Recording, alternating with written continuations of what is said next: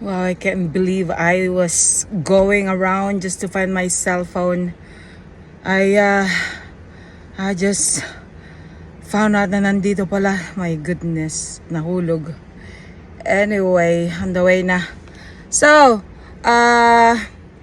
because yung mga ibang tao nagrereklamo bakit daw hindi na nila naiintindihan.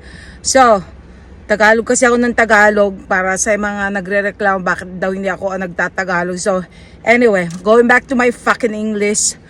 I'm going now, okay? Yeah, some of my friends who cannot understand my Tagalog, they are asking, what the hell am I talking about? Okay.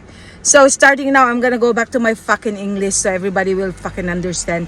For those who don't fucking understand my English, then that's already your fucking problem, okay? Now I'm furious.